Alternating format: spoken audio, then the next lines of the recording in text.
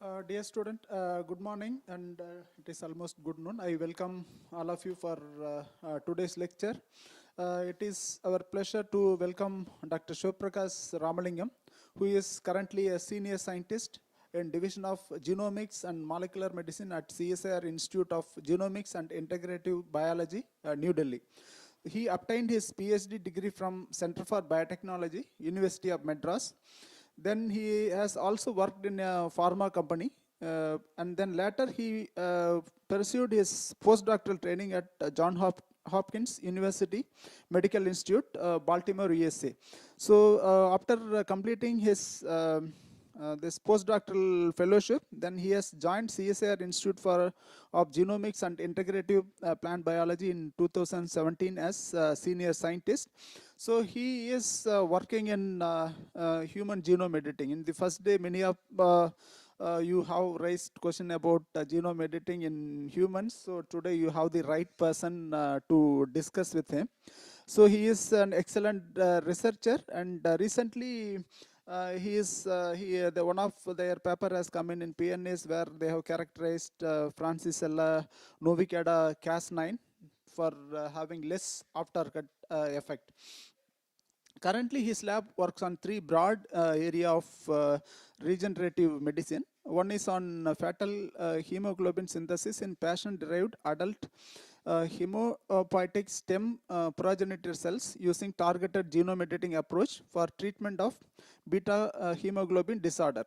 The second area is identification of fetal hemoglobin associated genetic variants or modifiers for disease severity of sickle cell disease and beta thalassemia phenotype using genomic technologies. The third area is generation of induced pluripotent stem cell derived organoid model. So these are three broad areas. He has published more than 20 research paper in the journals of high impact factor, mainly on stem cell research and genome editing. So Dr. Shivprakash, we are thank you for you kindly accepted our request, and these students are from different parts of the India. So almost they are from 16 different states, from 24 different universities. So the diversity of students, mainly most of them are related to agriculture, but they are all very much interested to know what is happening in the human genome editing. I welcome you to deliver a lecture. Thank you so much. Am I audible? Yes. Okay. So before I start, just I want brief introduction from you guys. So what is your background? Yeah. So where are you from? Which university? What are you doing currently? Can you just briefly start so that we will have a good introduction? Yeah, we can have good connect. Yeah. With you. Yeah. I think I have this color. It will go to the presentation. Oh, really? Okay. Okay. You can Okay. either stand here. Yeah. Sure. Sure. Is there a pointer to? Yeah, pointer is this. You can give it to us. You can start. Myself, I'm Ashwini. I'm from Usmania University, working on development of mung bean yellow mosaic virus resistant in green gram. Okay. Good morning, sir. I'm Atri Sarkar from NIT Durgapur from West Bengal, and I am currently working on development of blast resistance, development of fungal blast resistance in rice, and elucidating the crosstalk between rice and the pathogen in terms of the silencing machineries. My name is Swanlata Kumaut from SKRU Bikaner, and I'm working on genetic and phenotypic stability in seed yield and its contributing character in Indian mustard under different environments. Good morning, sir. I'm Haripriya, currently pursuing my PhD in biotechnology from DRDO BU Center for Life Sciences, Bharathiar University, Coimbatore. And I'm working on a production of ultra-low nicotine tobacco lines using CRISPR-Cas9 genome editing technology. Good morning, everyone. Myself Divya. I'm from PJTSAU Hyderabad. I'm working for SNP identification and validation in safflower regarding the aphid resistance. You don't need to stand up. You can just sit and do it. Good morning, sir. So my name is Kalpana Dalai, and I am from NIT Rourkela doing PhD in third year. And my work is on characterization of non-host resistance and programmed cell death in Arabidopsis against rice blast fungus. Thank you. Good morning, sir. I am Shweta, Kushwaha. Actually, I'm working in ICT, Institute of Chemical Technology, Mumbai, and my topic is application of gene editing for crop improvement. So basically, the crops have not been decided. I'm in the first year, so I'm just targeting for parthenocarpic variety. This is ICT, Indian ICT. Institute of Chemical Technology. Chemical Technology. Oh, they also work in plants. Yes. Okay, okay.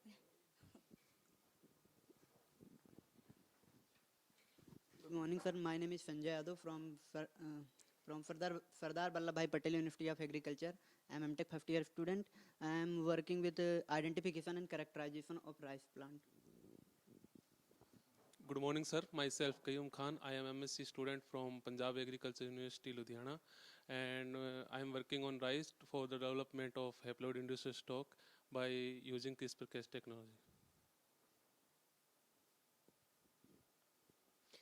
Good morning, sir. I am Prabjot Kaur. I basically from the Punjab Agriculture University, Ludhiana, and in Punjab, I am working on the wheat with development of the low asparagine synthetase by using this technology. Good morning, sir. I'm Ekta from BIT Mishra from Ranchi, Jharkhand. I'm working in transcriptomic studies in rice. Hello, sir. I'm Feba Jacob from Kerala Agriculture University. I'm a PhD student, and I'm working on reduction of phytic acid in dolichos bean through RNAi. Which plant? What is P? Dolichos bean. Bean. Oh, okay. Hello, sir. My name is Nidhi Radoria. I am from Junagadh Agricultural University. I am a PhD scholar, and I am working on sesame, basically transcriptome and hormone profiling against biotic stress, charcoal rot disease. Okay. Good morning, sir. My name is Dipankar Burman. I'm from IRI, New Delhi, and I'm working on melatonin, which is a well-known animal hormone, and it's also found in plant. So I'm trying to understand how the signaling process is going on in case of plant, even under abiotic stress. Thank you. Good morning, sir. I'm Diksha from BHU. I'm working on rice signaling gene calmodulin binding protein 16, and I'm doing for the rice blast and bacterial leaf blight, and I'm also doing for genome editing and allele mining in rice. Good morning, sir. I am Aisha Kushwa from Gwalior, MP, from RVSKB University. My work is on wheat, genetic study of anther extrusion and genome-wide association studies in wheat for hybrid development. Okay.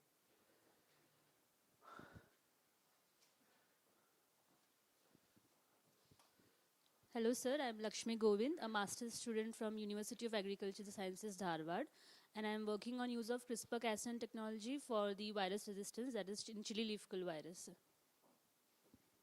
Good morning. Myself, Tino Thomas from University of Agricultural Sciences, Bangalore. I'm working on identification characterization of genes regulating bud break in mulberry. Good morning, sir. Myself, Suresh Yadav from ICR IRI, New Delhi. I am working on mapping and transfer of rust-resistant genes in wheat. Sir, good morning and happy new year. My name is Rai Singh Rathod. I'm from ICGEB. My working on developing marker-free transgenic rice, having improved nutrition, abiotic stress tolerance, and high-yielding varieties. Thank you. From with whom you are working? ICGB? Dr. Snail Lata Singla Parikh. Sir, Gaurav Singh from Devi Hilla Vishwavidyalaya, Indore. I am working on comparative analysis of disease-resistant genes in Glycine Max. Good afternoon, sir. I am Devayan Mondol from Uttar Bango Krishi Vishwavidyalaya in the Department of Biochemistry. Currently, I am working on indigenous non-basmati aromatic rice for their genetic diversity and blast resistance. Good morning, sir. I'm Sarvesh Janwal from NIPGR. My work is on identification and characterization of MAP kinases regulated working transcription involved in rice yield. Good morning, sir. My name is Dhanraj Singh. I am from NIPGR and I am working the regulation of MAP kinase in the cell cycle. NIPGR, with whom you are? Dr. Alok K. Sinha. Oh, Alok Sinha, okay. Good morning, sir. Myself, Vishali. I'm PhD scholar from University of Delhi South Campus, and I'm working on microRNA transcription factor regulatory network. With whom? Who is the? Dr. Saurav Raghuvanshi. Saurav? Raghuvanshi. Okay. Okay, thank you. So, good afternoon. So today I will be talking little different. What you guys are working in the lab, right? So we are only the system is different. So you are working on plants, but we are working on human cells. Okay, so that's the difference. But the molecular biology is the same, right? So you have to just make the construct, CRISPR construct or whatever the gene editing nucleases, and then the delivery will be different. You may be using agrobacterium or the bialistic gene gun, different methods, right? But there it's kind of chemical mediated. It's called lipofactamine, or there is a nucleofection. It's exactly similar to the Biorad, the gene gun method. Okay, so before going into my talk, I will just give you a brief outline. So I will be, so everybody knows molecular biology, right? So everybody has studied molecular biology. What is molecular biology and cloning, all those things. Okay, so studied restriction enzymes and other things, right? So I'll just talk a little bit about restriction enzymes and then go into what is the limitations, right? So you have certain limitations in transgenic approach, right? So if you call it as transgenics, even in plants there is a big disadvantages or the random integration, all these things. And then I will talk about what are the gene editing nucleases. Before CRISPR-Cas9 there are other gene editing nucleases. There are several publications and clinical trials and plant-based trials also going on. And then I will talk about what we are doing in our lab. So I will give just a couple of examples for the biomedical research. The gene editing based cell-based therapies has already reached clinic. Okay, there are some clinical trials are going on for some of the human diseases. I will talk about one or two, I will give one or two examples. And then I will talk about what we are doing in our lab at IGIB. Okay, so do you know this guy? Who is this? He's a Nobel laureate. Any guess? Werner. Okay, yeah, it's written there. Okay, so he got the Nobel Prize in 1978. Okay, so many of us in this audience was not born that time. So he got the Nobel Prize for the discovery of restriction enzymes. Okay, who are the other two scientists got the Nobel Prize? Huh? Ah, yes, exactly. Very good, fantastic. Okay, so so like us, bacteria also get infected with bacteriophages, right? So even in plants, the plants get infected with the viruses, right? So bacteria also very smart, right? It has to fight off the infection, right? So in order to do the fight the infection, so they have its own system. That's what it's called as restriction modification system. So this is the simple bacteria, the E. coli. So if the bacteriophage enters into the bacteria, so it uses the restriction modification system, which is the Hin3 EcoR1, which you are using for your cloning purpose, right? So it uses that and it makes the double-stranded break. So it makes simply Hin3 EcoR1. If you take the genomic DNA, if you set up the digestion, it makes the double-stranded break. So exactly the same thing the bacteria also does, okay, to fight off the infection. So that's what he has shown in E. coli. So he has showed that E. coli bacteria has an enzymatic immune system that recognizes and destroys foreign DNA and modifies native DNA to prevent self-destruction. Okay, so this is exactly similar to your CRISPR-Cas9 system, right? So the CRISPR-Cas9 also it's exactly the same. So yeah, so you are all might be using the DNA cutting enzymes like type 2 restriction enzyme, type 2S restriction enzymes. Type 2 is Hin3 EcoR on all your 6 base pair cutters, 8 base pair cutters, right? So these enzymes, say example EcoR1, so if you take the GAA TTC, it recognizes GAA TTC and it cuts wherever the GAA TTC there in plants or humans or livestock and anything, okay? So in humans, if you take your genomic DNA, if you take your blood and if you isolate genomic DNA and then if you cut with any one of these restriction enzyme, you can see like a similar kind of thing, okay?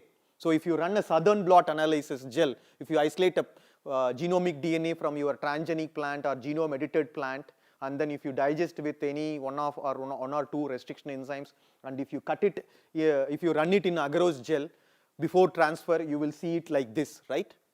And then you probe it with your radio labeled probe, and then you can able to detect your gene of interest. So exactly like that. So you can't able to see the distinct bands. It's because in human genome, what is the total genome size? Can you able to say? Somebody said 3.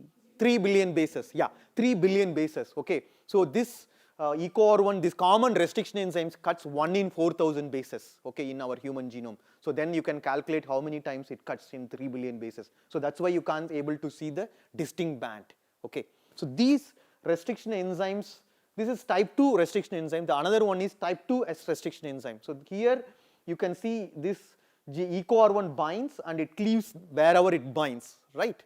Okay, so but another type of restriction enzyme which is we don't use regularly in our cloning system, but now people are started practicing using these things. So if you don't find a restriction site in where you want to clone, so you can search for type 2S restriction enzymes. So S denotes for the shifted cleavage. What happens is, so say example, the best example is the FOC1 restriction enzyme, type 2, which is a type 2 restriction enzyme. So it binds in one place and it cuts away from the binding site. Okay, so this is the recognition site GGATG, and then but it cleaves away from your binding site. Okay, so that's what it. But the other restriction enzyme, type 2 restriction enzyme, it binds and it cleaves wherever it binds. So it has two domains. One is DNA binding domain. Another one is the cleavage domain. Sorry. Okay, so this has two domains. It binds and it cleaves away from your binding domain. Okay, so the question we ask, since we are working in human system, there are several diseases, single gene disorders, right? So sickle cell anemia, thalassemia. So there are hundreds of single gene disorder. Only one gene, if you have a mutation in both the alleles. So we have 2 alleles of each gene. We have around 25,000 genes in our human body. So some of the genes which are responsible for cell growth and development, each gene. So some of the genes which we don't know what is the function of the thing still. Okay, so there is a gene called beta globin gene, which is essential for carrying oxygen from lungs to other part of the body. Okay, so that's where if you have a mutation in beta globin gene, that will lead to change in the shape of the red blood cells. Okay, so the red blood cell is a round shape, so it can able to easily pass through the blood vessels, in the blood vessels. Okay, so if there is a mutation in that blood beta globin gene, the shape of the blood gets changed into sickle shape. Okay, so then it can't able to pass through the blood vessels. So then it can't able to carry the oxygen from lungs to other part of the body. Okay, so then you will lead to anemia and other related things. Okay, so this is it's a single nucleotide change. Okay, so this is GAG to GTG. Because of the GAG to GTG, it's a glutamic acid gets turned into valine. Okay, okay, so that leads to the sickle cell disease. And this is the sickle cell disease, and this is the thalassemia. So thalassemia is also mutation is in the beta globin gene, same gene, but the mutation is in different places.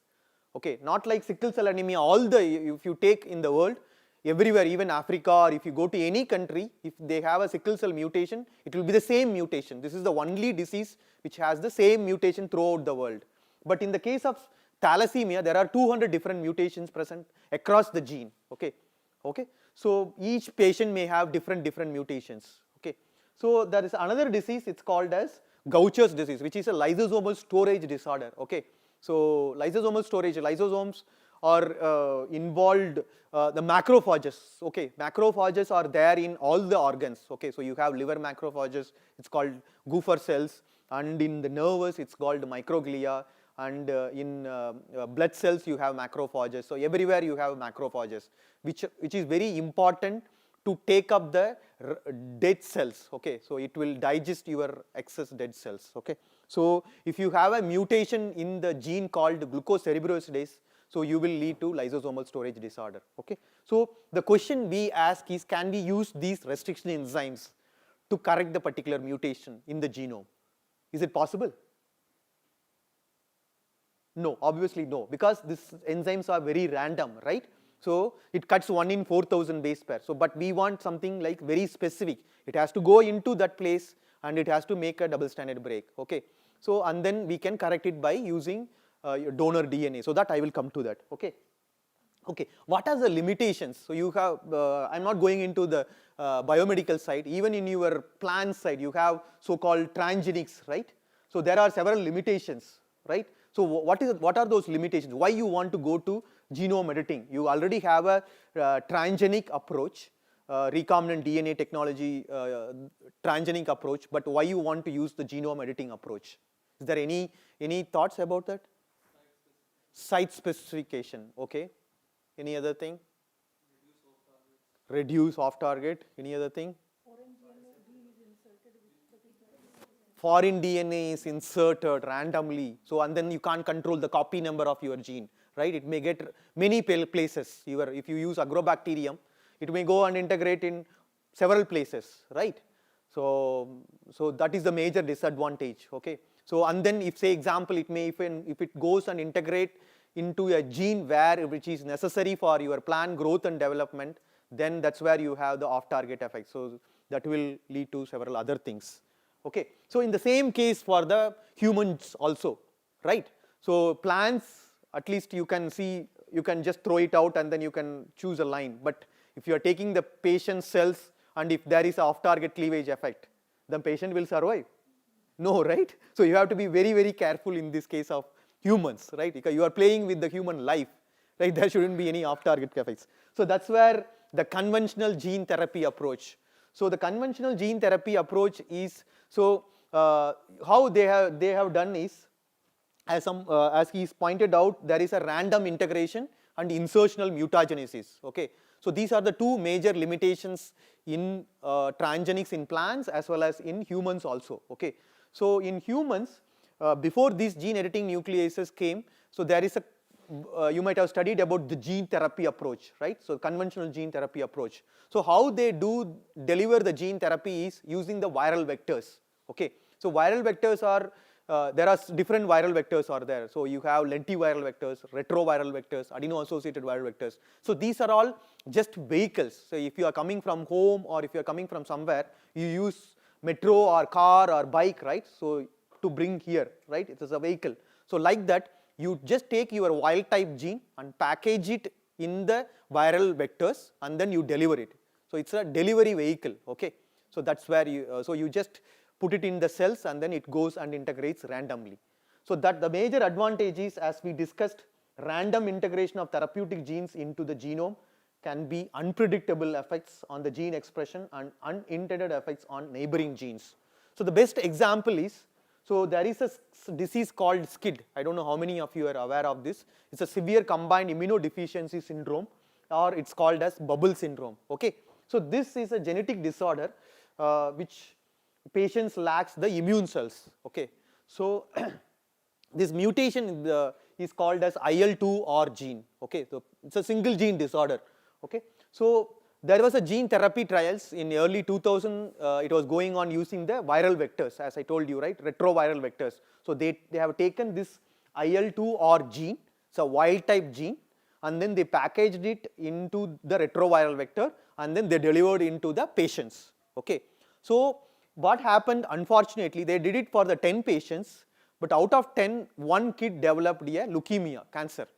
Okay, so because of that, he died within 10-15 months. Okay, so that's where, that is because of it, the virus went and integrated in an oncogene site, and then oncogene got activated, he developed leukemia and he died. So that's where this is miracle gene therapy trial halted. Okay, so in early 2000, so all the gene therapies, they were doing it for the humans, they were halted. Okay, so given these are the limitations, so with these limitations, using the genome editing, say example, if you are going from here to your home, if there is a block, because say example CAA protest or something like that, so you always look for something else, right?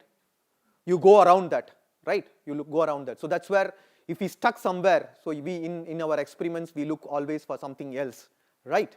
Can we use different technologies? So that's where scientists were looking for something else, and then the gene editing nucleases came. Okay. Okay, so what is genome editing? This you might have studied and several times, but still I want to put it. Genome editing is the process of introducing specific modification in the endogenous genomic DNA. This can be including deletion, point mutation, inversion, or translocations. Anything can happen if you make a double-stranded break.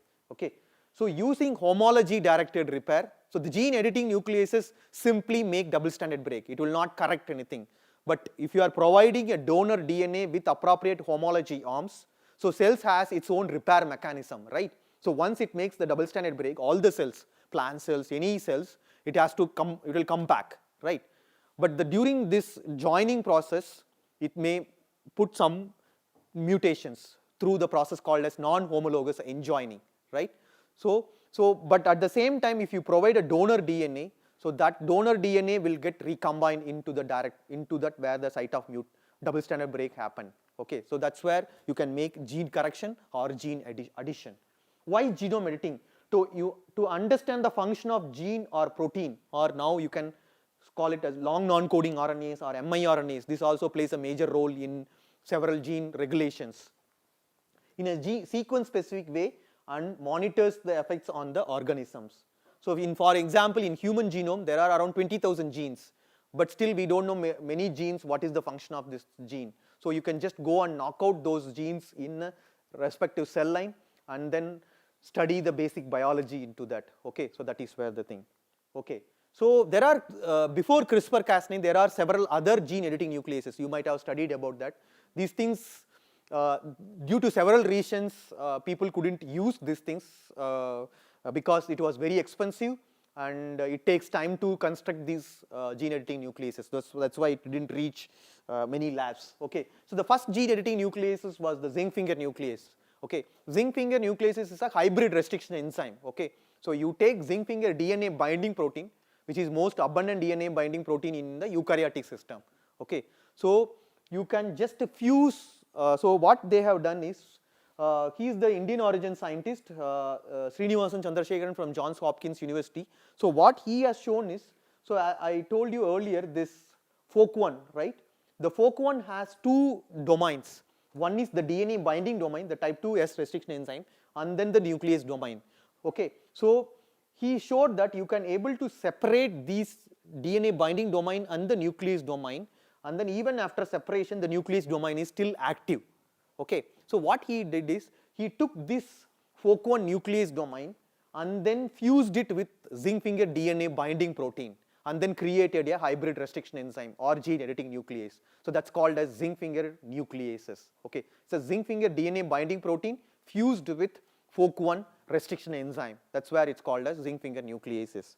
Okay, so the major advantage, this is the first gene editing nucleases. The major advantage is the zinc finger is a finger, right? So each finger recognizes 3 nucleotides in the genome, any genome. Okay, so you can go to a gene of interest and then you can create a specific zinc finger for your gene of interest. That's the major advantage. So you can, and then you can fuse 3 or 4 fingers, and then at the C terminal you can put this FOC1 nuclease domain, okay, and then create left zinc finger which targets 3 or 4 fingers. 4 fingers means 4 into 3. It recognizes 12 bases, right?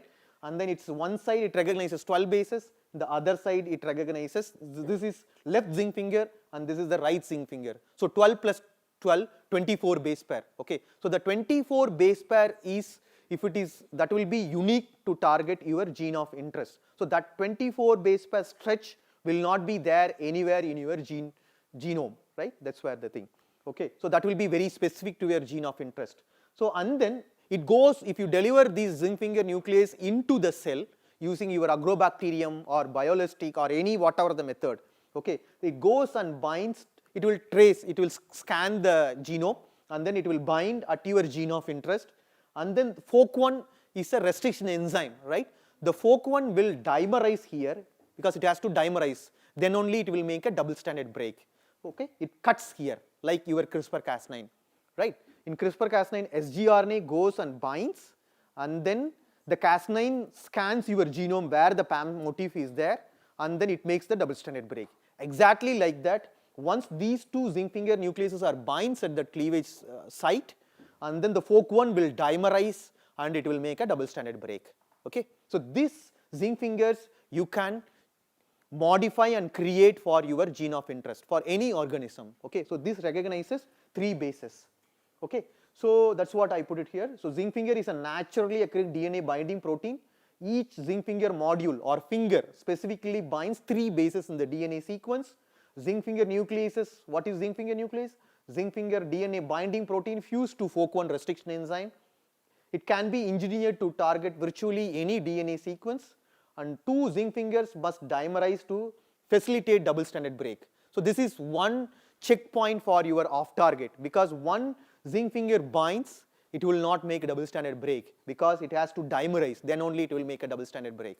Okay, so that is major advantage here. Okay, so this is why zinc finger. Zinc finger is the most abundant. If you say example in Homo sapiens, Drosophila, or C. elegans, or Saccharomyces cerevisiae yeast, all these things, the zinc finger is the most abundant DNA protein, abundant DNA binding protein among all the other DNA binding proteins.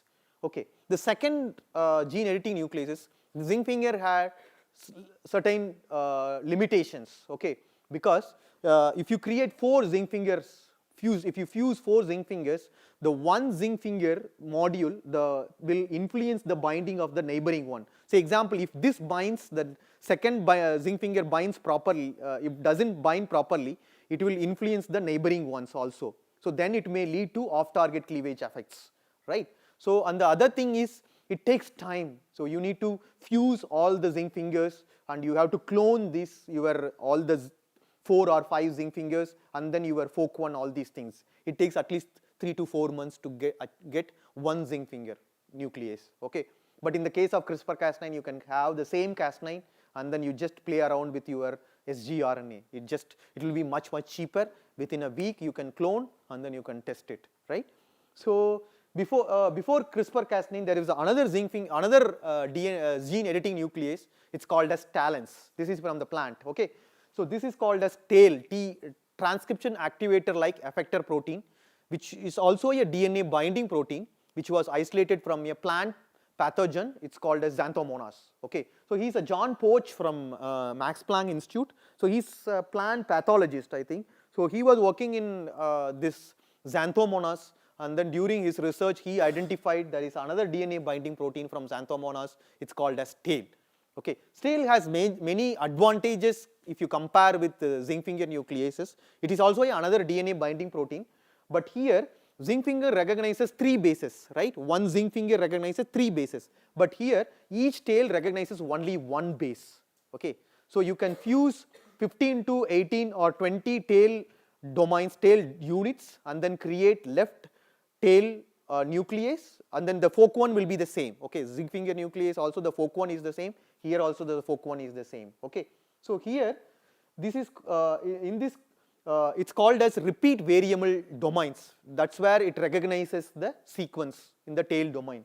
Okay, so this RVDs, it's called as RVDs. Okay, so here this is the structure of the TALENs. Okay, so you can just fuse. You have 15 or 18, or even you can, if you want to more specificity, to increase the specificity, you can fuse 20 TALE DNA binding domains and then create left TALEN, and then similarly you can create right TALEN. So 20 plus 20 means it will be 40 bases. So that will be very specific for your gene of interest. So that will not have any off-target effects. And another thing is, the fork one has to make a double stranded break, otherwise it will not cleave. More specific? Yes, of course, yes.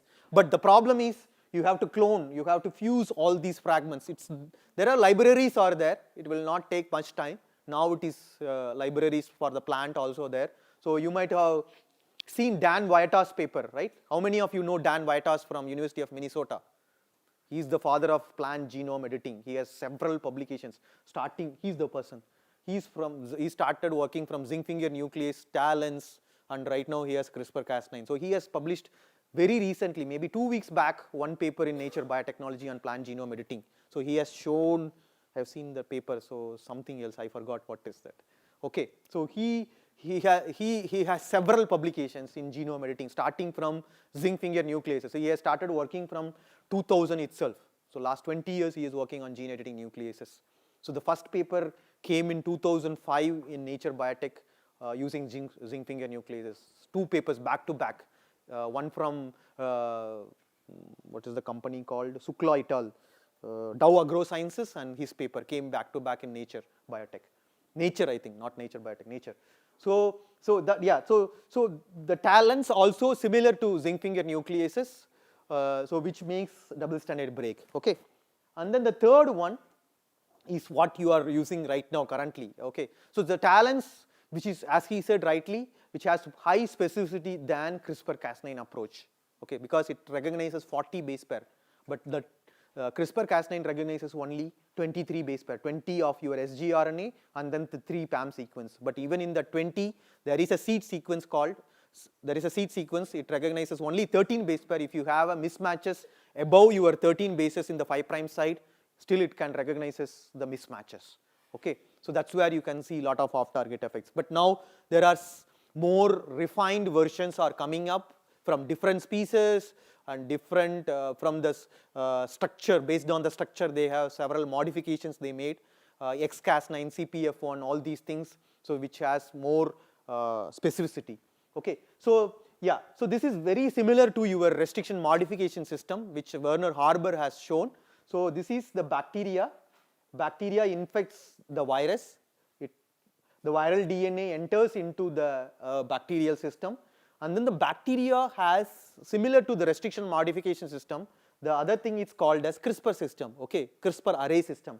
So what happens is the bacteria also very smart. Okay, so when this foreign DNA comes, it takes small piece of that DNA from the viral particles and it inserts into the CRISPR array system. Okay, and then it transcribes and then it it produces the cRNA. So when next time the same same virus comes and infects, it uses the memory of infection, that's called as the memory of infection, and then it makes the CRISPR RNA, and then using the Cas9 system, it makes the double-stranded break. So the viral DNA gets removed out. Okay, so this is the same thing. So now the scientists have re-engineered this wild CRISPR-Cas9 system for genome editing in plants, mammalian system, and livestock. Okay, so this is the natural CRISPR system, what I told, and then this is the engineered system. So the natural CRISPR system has, you have a Cas9, and then in the natural system you have CRISPR RNA and the tracer RNA. There are 3 domains: CRISPR RNA, tracer RNA, and Cas9. So what these people have done is, this is the Jennifer Doudna and Charpentier. This the first paper came, and along with this, he is another scientist from University of Vienna, Austria. So he also published paper in the same year, but this came in proceedings. Okay, PNAS. Okay, so but his paper, he submitted the paper before they submitted, but in Cell it got rejected, and then he was unlucky actually. Okay, so but this story came in Nature Biotech couple of months back. He also got a very big award along with these 2 people. Okay, so they have shown that what they have done is they simplified the system. They fused this CRISPR RNA and tracer RNA, and then they made the guide RNA. Okay, so you don't need to fuse these things. So the cloning will be much easier. You have everything in one domain.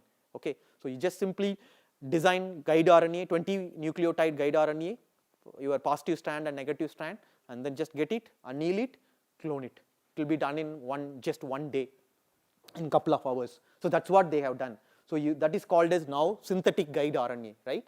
So and then remaining thing will be the same. Okay, so they recognized, and then so that was shown by Fang Chang from MIT. So that science paper came in 2012. They have shown that it can make double-stranded break. That's what. So what you learn from here is, so all these gene editing nucleases from CRISPR-Cas9 or even from restriction modification system, all these zinc finger nuclease, CRISPR, TALENs, all these simply makes double-stranded break. Okay. Okay. So this is the CRISPR-Cas9 structure, the protein. So you have 2 domains, which is REC domain and so RUVC domain and NIH domain. So that is the domains which is responsible for the double-stranded break. Okay. So if you mutate this, any one of this domain, so you will have a nickase. You might have studied about nickase, right? It will make a single-stranded break instead of double-stranded break. Okay. So and then you have PAM interacting domain, all these things. Okay. So this is the summary. So you have zinc finger nuclease in 1996, and then TALENs 2010, and the CRISPR-Cas9 came in 2012. Okay, the DNA binding is through zinc finger DNA binding motif, and here it's a tail, here is a synthetic guide RNA. Okay, so nuclease here is the fork one for zinc finger and TALENs, and here is a Cas9. Here is a fusion protein, right? You have a DNA binding protein along with your fork1 nuclease domain, and here is a protein versus RNA, right? It's a RNP complex, and then the site length, it can be 12 to 15 base pair for each site. It will be 30 base pair. Here you can go up to 20 base pair for each thing. It will be 40 bases. Here it will be 20 plus 3 only. And then ease of design, obviously the CRISPR-Cas9 will be much easier. The multiplexing system, also CRISPR-Cas9 has more advantage because you can have same Cas9 enzyme, and then you can just simply deliver your synthetic guide RNA, right? So that will be much faster. The targeting efficiency, off-target effects, one can't predict because it depends on how good your CRISPR system or tail or which gene you are targeting. All these several factors are there. I'm not going into the off-target effect thing. Okay, so I'm not going into this. So how many of you may be doing sequencing also, right? So if you compare the zinc finger nuclease, it will like a Maxim Gilbert. Talens is Sanger sequencing, and CRISPR-Cas9 is next generation genome sequencing. It will be like a high throughput thing. Okay. So what is the application? Okay. So it all simply makes double stranded break, right? So if you take any cellular genome, plant or livestock or human cells, if you deliver it into the cell, it all goes into makes a double stranded break. So the double stranded break will get repaired into two processes. Okay. Sorry. So one is if you don't provide anything, the cells, as I told earlier, will get recombined, right? So that during that process, there may be some insertion, deletion, or translocation or anything. It's called as indel. Okay, that process is coming through non-homologous enjoining. Non-homologous enjoining mediated gene disruption. Okay, if you want to make a knockout, simple knockout, for example, if you want to reduce the plant height, there are some genes, right? So you can use simply you can deliver design gene editing nucleases to target the gene of interest, deliver it through agrobacterium or particle bombardment, and then it will go and bind and it will make a double stranded break, and then double stranded break will lead into intels. And if you want to correct a gene, in plants you don't need to correct any gene, there is no problem, but in humans we have, as I told you about sickle cell, there are several genes, you want to correct the particular mutation, so you can provide a donor DNA which has the wild type gene sequence, along with that you have a homology sequence. Say example, this is your correct sequence, and then if you are making a double stranded break, this will be your left homology arm and this will be your right homology arm. So this will be like 750 base pair to 1 kb, and this side again 750 base pair to 1 kb. So what happens, once it make a double stranded break, few cells will go into this pathway, and then some cells will take this homology directed repair, and then eventually you will get gene correction. Okay, so the third process is what mostly used in plants. Okay, so you are putting a gene in you want to overexpress the gene, right? So that right now in the transgenics, it's a random integration event, right? It may be integrating somewhere in the plant, we don't know which chromosome it goes and all these things. But in this approach, you can make a guide RNA or talens or zinc finger nucleases, so you can specifically insert your gene of interest at a safe harbor locus. It's called a safe harbor locus. Maybe in the plants there may be some intergenic regions, right? So that may not be essential for cell growth and development, or some safe harbor locus. I don't know in plants is there any safe harbor locus, but in humans there are a couple of safe harbor locus. Even if you insert something, even if you disrupt, if you mutate that locus, it will not affect the cell growth and development. Okay, okay. So like that you can identify some safe harbor locus in your plant of interest, and then you can insert, you can overexpress the gene. So you can using this genome editing approach. So then it will be like you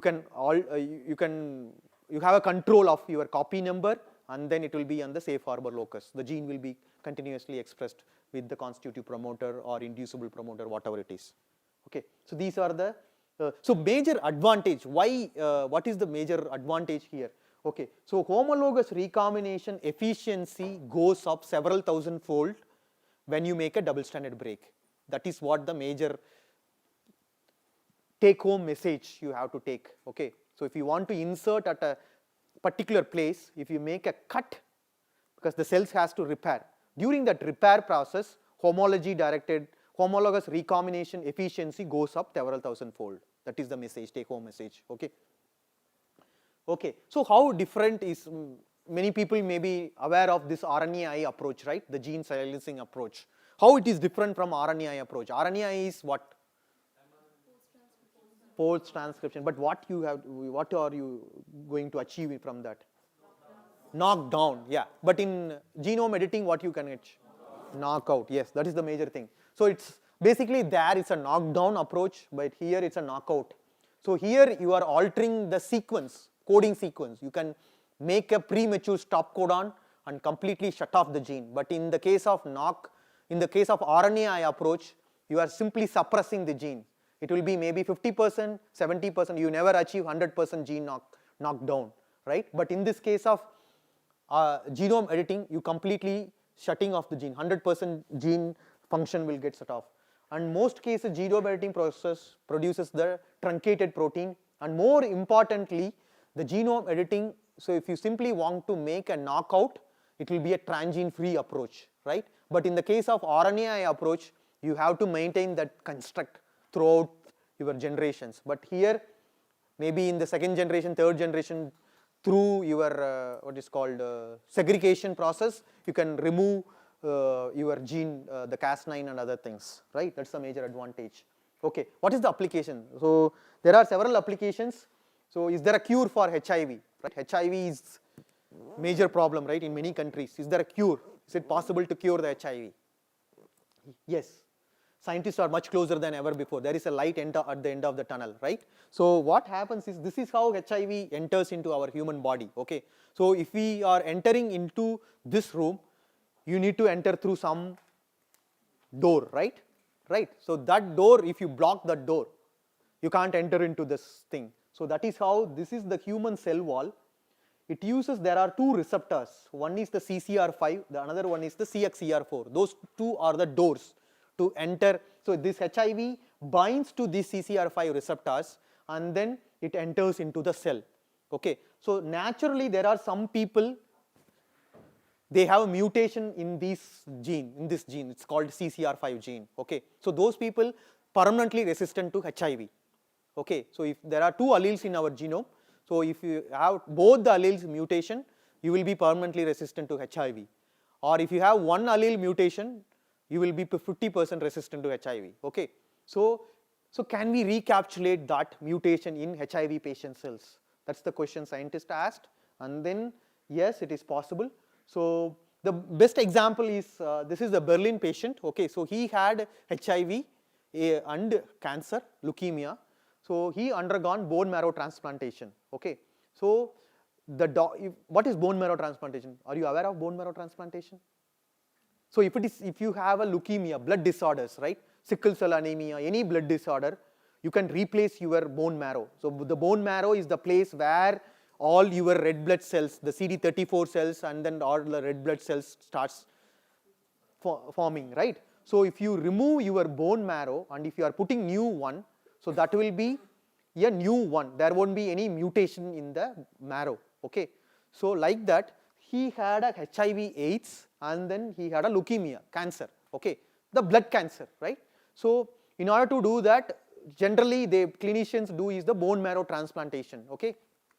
So since scientists are aware of this thing, I told you that the previous slide, there is if you have a mutation in the CCR5 gene, you will be resistant. So if you say example in blood, if you are doing blood transfusion, you need to have a matched donor, right? If you have a positive, you need to take the A positive only. So like that, the patients also will have to have HLA matching, okay, MHE class 1 and class 2. I'm not going into the details. So you need to have the HLA, human leukocyte antigen. So then only the cells can able to accept that. Otherwise you will have cell death and other things. Immune cells will body will not accept, simply if you're saying it. Okay. So like that, so they found a donor for him actually, okay, with the same HLA matching, but he belongs to that CCR5 delta 32 mutation. He has both the alleles mutation. So they took cells from the donor, right, and then they change, they replace the bone marrow for this patient. Okay, this has happened in 2009, and then it's almost now 2020. So it's been almost 12 years. So he is free of HIV and leukemia. Okay, so this shows that if you have a mutation in that gene, the HIV will not come into your cells. Okay, so that's what people are doing now. So you take HIV patients CD34 cells or T cells and then make a mutation in CCR5 gene, and then you can put it back into the same patients. It's like a cell replacement therapy. Okay, you're taking the same patient's cells and then modify it at the ex vivo laboratory condition and then put it back into the patient. So there won't be any rejection, immune rejection, because it is like autologous cell replacement therapy. If you are taking it from somebody else and if you are putting it, then it will not accept, the body will not accept because of HLA genes and other things. But if you are taking your own cells, modifying it, and if you are putting it back, there won't be any immune rejection. Okay, so this is the thing. And there is another disease called as mucopolysaccharidosis. Okay, so this is called as Hunter syndrome. Okay, this what they have shown is it's a lysosomal storage disorder. I told you, right? It's like a Gaucher's disease. Okay, so what they have done is they have designed a zinc finger nuclease to target the liver albumin gene. Okay, it's like a safe harbor locus, and then they packaged this gene, MPS 2 gene, in a AAV, adeno-associated viral vector system, and then simply they intravenously injected. They didn't take any cells outside and they didn't modify. Okay, so just simply injected the zinc finger nuclease packaged in adeno-associated viral vector, and then they packaged another set of viral vector with the mucopolysaccharidosis gene. Okay, so it goes into the liver albumin gene. The zinc finger nuclease makes a double-stranded break, and by homology-directed repair, this MPS 2 gene will get inserted at the liver albumin gene, and then he will the DNA will get transcribed, and then he will produce the protein, and then all the toxic substances will get degraded after that. So this is, if you want more about this, you can just do genome editing for the MPS 2 gene. Okay, so you will get a lot of information. This is the clinical trial right now going on for this disease. So in future, because taking out the cells, doing modification is little expensive. Countries like India, it will be, you need to have a right infrastructure, GMP grade infrastructure and other things. But if you are injecting directly, because virus, the major advantage of this adeno-associated viral vector it has different serotypes. You might have studied about the serotype, right? So this serotype, say example, if you want to target to the neurons, right? The neurons, it has a specific serotype. It will go into the neurons. And then if you want to target to certain cells, say example, hematopoietic stem cells, blood cells, there is a set of viral vector. Okay, so that will go, that virus will go only into the blood cells, not into the liver cells or kidney cells or neurons, other things. So that is the major advantage. So that's how they have used the liver cells, liver adeno-associated viral vectors. They injected, it goes, and then it happened, I think, in 2018. It's been almost 2 years now. He is still alive. Okay, there is no toxic effects, there is no off-target effects. So that means that his toxic substances has degraded, and then they have to do for the long-term phase 1, phase 2, other thing, phase 2, phase 3 and other things. Okay, so what we are doing, okay, so in our part of the country, we are more prevalent in sickle cell anemia and thalassemia, right? So sickle cell anemia is more prevalent in tribal states, especially if you go to Chhattisgarh or Bihar, Gujarat and Maharashtra. So this sickle cell anemia is most prevalent. And thalassemia is also most prevalent in many parts of the country. Okay, so till now there is no permanent cure for this disease. Okay, so there was only 1 or 2 drugs that will not give you a permanent cure. You have to take the lifelong, but patients have to go for regular blood transfusion because this is anemia, right? Because in our case, the blood cells, what is the lifespan of the blood cells? 120 days. But in the case of sickle cell or thalassemia patients, especially for the thalassemia patients, the lifespan of the blood cells, RBCs, is only 20 to 30 days. Okay, so that's why they have to go for once in 15 days or 20 days blood transfusion. During the blood transfusion, it is a painful process, and then it also leads to iron toxicity. So they have to take tablets for iron toxicity also. So that will be very, very painful thing. Okay, So there is no permanent cure, there is no drug available, you can't take any medication for that. So lifelong they have to go for blood transfusion for beta thalassemia patients. Okay, so can we use genome editing to cure beta thalassemia or sickle cell anemia? So that's what the question we ask. And then this is the statistics, I'm not going into that. So there are 2-3 approaches. Okay, so what is there is, so take example for humans. So we have embryo, right? Started from embryo, fetus, and then the adult stage. Okay, during embryonic stage, we express, it's called as embryonic hemoglobin. Okay, so we need oxygen even at the embryo or the fetal stage, right? So the oxygen has to be transported through a gene. Actually, it has to be transported through some protein, right? So that protein is called as, in the embryo stage, it's called as embryonic hemoglobin. Okay, and then after embryonic hemoglobin, embryo, it's developed to the fetus. So the embryo, and then the fetus comes, right? After 6 weeks, this gene gets silenced. This gene will be there in the body, but this gene is silenced in our body. Okay, and then this is called as first switch. So this is silenced, and then the fetus gene, it's called as fetal hemoglobin, that starts expressing after 6 weeks of the embryo. Okay, so after that, immediately after the birth, this gene also gets silenced. Okay, there is another gene called as beta globin gene, or it's called as adult hemoglobin gene. So that gene is responsible for taking oxygen from lungs to other part of the body. Okay, that's what I told you earlier. Okay, this is the second switch. But okay, but if you have a sickle cell or thalassemia mutation, that mutation, this gene is there everywhere, from embryo to fetus to adult, right? All 3 genes. But if you have a mutation in the adult hemoglobin, say example for sickle cell or thalassemia, the gene is the same, mutation only will be different. The gene is the same, but the mutation will be in different positions. Okay, you don't see a symptoms until maybe 1 year or 2 years. Okay, because the fetal hemoglobin will be expressing even after a birth for at least 6 months to 1 year. So you don't see a symptom after a birth for sickle cell baby or thalassemia baby.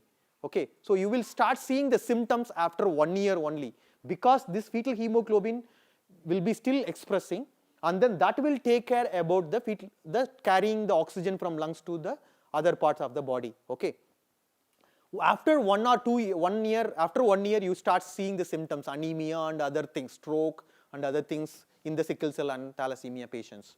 Okay, so the question we ask is, can we wake up this sleepy gene in adult patients? Okay, in adult stem cells. Okay, so that you can able to increase the fetal hemoglobin expression, so that you can rewind the internal clock. So this gene expression will not be there for sickle cell anemia or thalassemia patients, but this gene is in a sleepy mode for all of us, mostly, okay, 99%. Okay, so this gene can be able to reactivate. Okay, so how to reactivate, that's the thing. Okay, so the approach is, so we are taking patients, beta thalassemia or sickle cell patients, CD34 hematopoietic stem progenitor cells, and then using genome editing approach. So what we are trying to do is, there are some negative regulators, okay, so which developmentally regulated. There are some genes which binds in the promoter region of the fetal hemoglobin in the adult stage, okay, and then it suppresses the fetal hemoglobin, and then only the adult hemoglobin gets activated during the adult stage. So if you target those negative regulators, right, for the fetal hemoglobin gene, if you mutate those negative regulators, one of the gene is called as BCL11A, okay, or there are several other genes. Okay, so if you mutate those genes specifically in the hematopoietic stem progenitor cells, then you can able to reactivate the fetal hemoglobin. You can reactivate the sleepy gene into the expression, continuous expression. So that is what our hypothesis is. Okay, this is the disease condition. So there are several negative regulators which binds in the promoter region or in the beta globin locus. Okay, so that will leads to the low fetal hemoglobin production, and then which will leads to the disease phenotype. Okay, you have the sickle cell phenotype. But if you mutate certain regions in the beta globin region, okay, so we are trying to make around 50 kb deletion in the beta globin cluster in the chromosome 11 of the human genome. So by using the CRISPR-Cas9 approach, so if you remove those things, there are some negative regulators like BCL11A. These are the genes, GATA1 and PYR, all these negative regulators. You can remove that, and then you can increase the fetal hemoglobin expression. So that way you have mild or moderate disease phenotype. Okay, that is the thing we are doing it. So here if you go back, so you can take the patient cells and then do the genome modification. Don't worry about what is written here, and then you can put it back into the patient.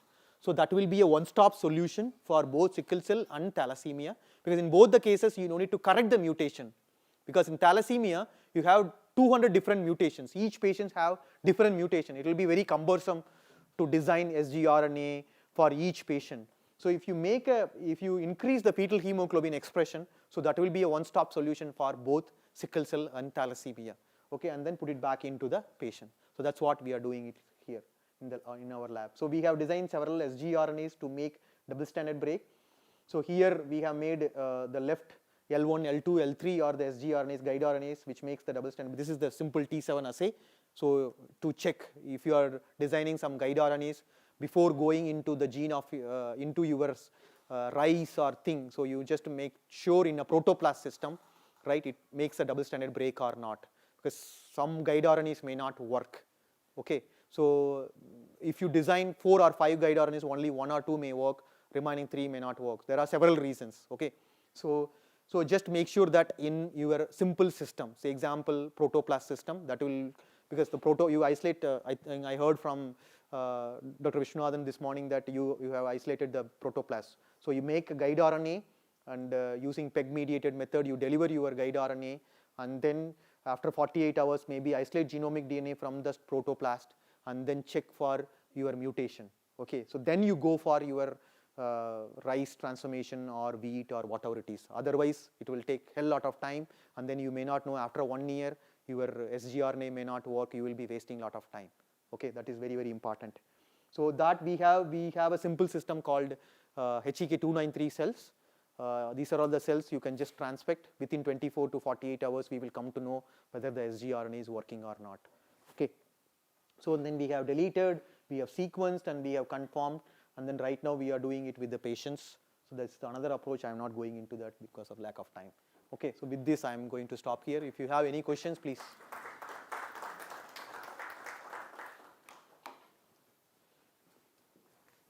Yeah.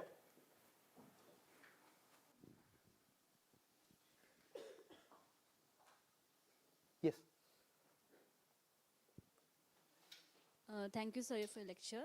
So my doubt was, like, in case of CRISPR babies, where the mutation was done in the CCR5 gene, there are other reports saying that this gene is equally important for some other chronic disease or infection of some other viral disease. So, sir, can we say that mutating this gene can cause the patient resistant to HIV but equally susceptible to some other diseases? Yeah, that's the controversy actually. Okay, but still people have this mutation. They live 70 years, 80 years without having any infection. Okay, all the controversies came after the CRISPR baby came. Okay, before that nobody spoke about there is an infection or anything, right? Okay, so these are all, it's all hyped. Because some trials are going on in mice where they say that this gene is also responsible for Yeah, but ability. we don't know as of now. But seems to be as long as what the scientific knowledge it shows is, if you have there are individuals with the CCR5 biallelic mutations, they live normal up to 70, 80 years without having any infection. Okay, that's the thing. But there are some recent controversies. Yes, people are showing that that gene may be essential for something else and all these things, right? Yeah, but yeah, why it has come is because he didn't do it ethically, because he took a shortcut. I think maybe you have seen that just 2 days back they have put him in a jail for 3 years, right? So that is the reason all these controversies came. Yeah, because in human research everything is ethic, because if you are doing embryo editing, that is, embryo editing is not allowed in many countries including in India. Okay, so you need to take, if you are taking some sample, if I take some sample, some blood, if I draw from you, I need to take your concern. Without your concern I can't take your thing. So that is ethically not correct, right? So you have to agree that. So whether those are the things he has maybe violated, so that's why big controversies came, right? Yeah. But the gene per se, there are some controversies, I agree that, but people having mutation, even in India there is several people having mutation, but they live very normally. There are several genes like that, it's there. Yeah.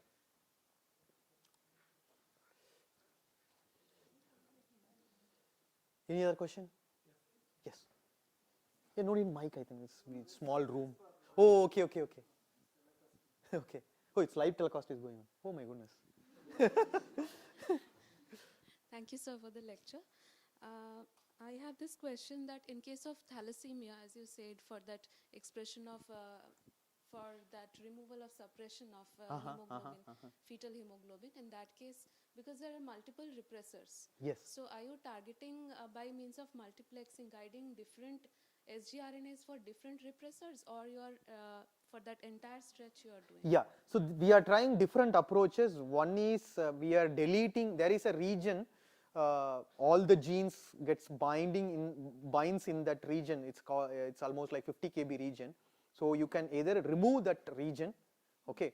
So I'm not going into the detail actually. So in each system you have the master regulator. It's called as locus control region, okay. So in humans, many of the genes has in the 5' or 3' side, you have a locus control region, okay. So that region plays a major role in gene regulation, okay. During embryonic stage, the locus control region binds into the embryonic gene, embryonic hemoglobin, and it activates the embryonic hemoglobin. And then once from the embryonic to fetal hemoglobin, that locus control region shifts the loop into the fetal hemoglobin, that activates the fetal hemoglobin. And then in the adult stage, it changes the loops into the adult hemoglobin. It's all in the same chromosome, but it's the locus control region is present upstream. So that is the control region, control site for the gene activation or suppression, okay. So what we are trying to do is, we are trying to eliminate the negatively binding site where it binds, either it can be 40 kb or 50 kb, or we are going into individual genes also. So which one gives very high HbF levels. So you need just 20 to 30% of HbF. You no need to have 100%. So even with 20 to 30% of the fetal hemoglobin is sufficient to cope up the disease. Thank you, sir.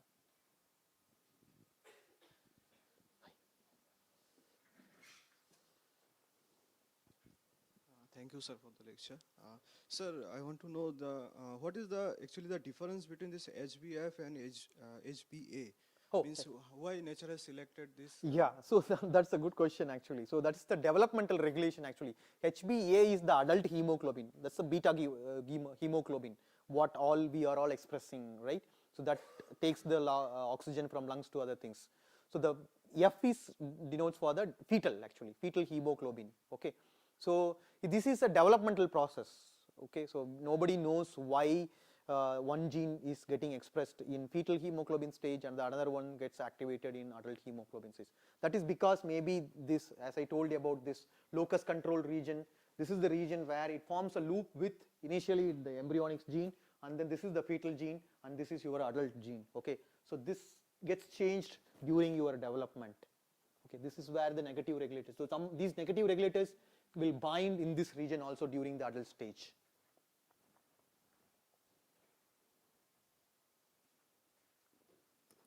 Okay. Yeah. Yes. Thank you, sir, for the excellent talk. Sir, like in plants, there is a controversy is going on if you will use HDR mechanism and you will add extra piece of DNA, so then they will consider it as a transgenic. So likewise, it is the problem in case of human also? No. Humans, there is no problem because that's the advantage, because patient is going to die tomorrow or day after tomorrow, right? He wants to get the treatment. And other thing is, sir, this thalassemia and sickle cell anemia, this all editing you have shown. So this is in a somatic cell line or germ cell line you have to do all these things? No, these are all the progenitor cells actually. So these cells are the progenitor cells. So you can put it into the bone marrow after editing.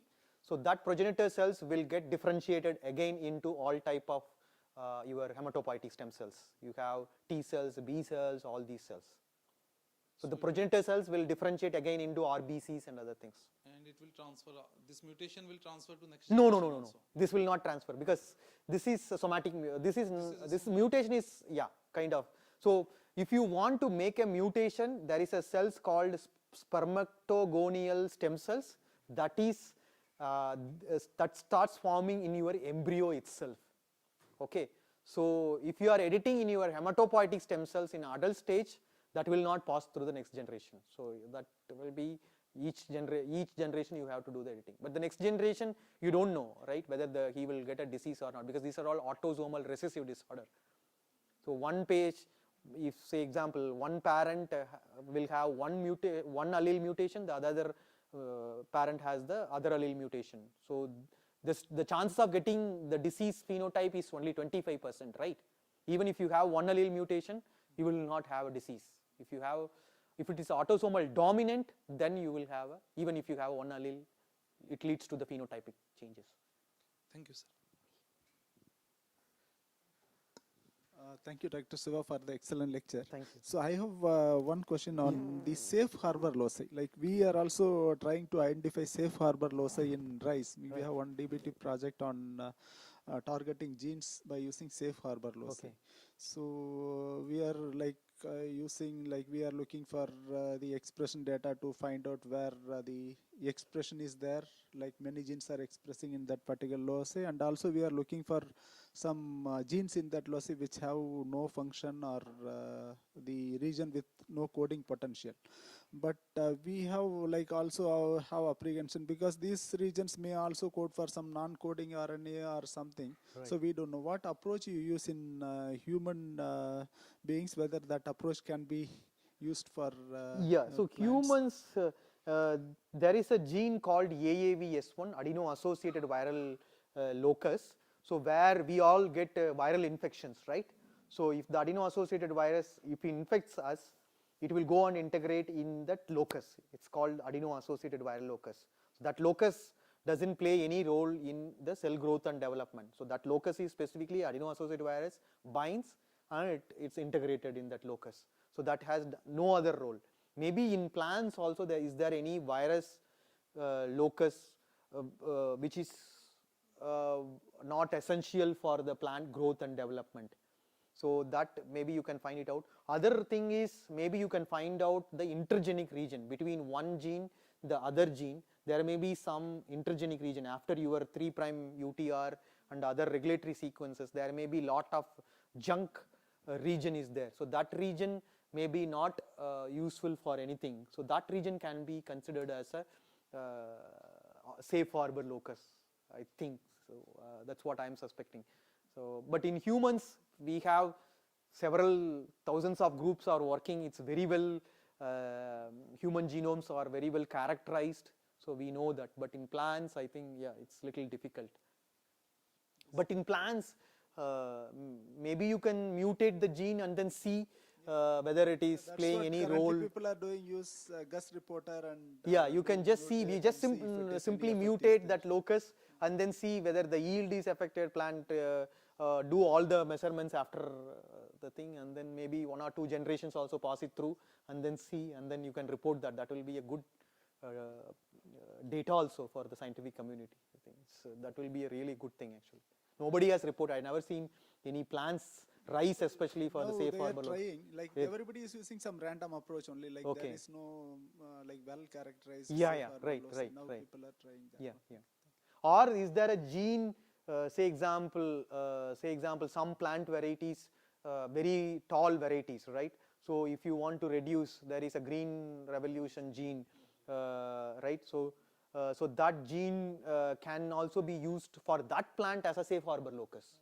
So you can increase the plant yield, you can reduce so the photosynthesis capacity will be high. So like that, maybe you can look for some gene. I think that is a good suggestion. We have several genes which for either height or for some disease susceptibility, those genes can be targeted. Right. So you can, the disease susceptibility, say example, this tail Xanthomonas where the effects.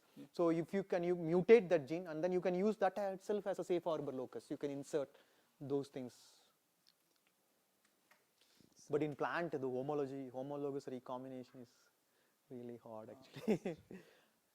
If you can able to regenerate a plant from protoplast, that is the game changing. But it is possible in potato and all, right? So potato, if People you are have using, already done. We have not tried, but many. yeah, efforts many are people there. have done. Rice, done. I don't know, Rice they have protoplast not is. done. In rice isolating protoplast Itself is hard because that leaf difficult task. itself is very rough. And So anybody else want to ask any question? So if not, I thank Dr. Shivprakash on behalf of all of you and on behalf of my own for kindly agreeing and coming and give you the excellent lecture. And now you have got some idea of human genome editing also. So when we work, our mind should be open. So many things, whatever he told, the same approach can also be applied in plants. Thank you all. thank you so much. Yeah. Just a moment. Oh, thank you. Thank you. Thank you.